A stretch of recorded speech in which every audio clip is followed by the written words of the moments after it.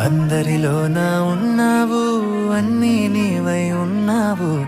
విశ్వాసంతో ప్రభువా అంటే ఎదురుగా వచ్చి నిలబడతావు. విశ్వాసంతో ప్రభువా అంటే ఎదురుగా వచ్చి నిలబడతావు.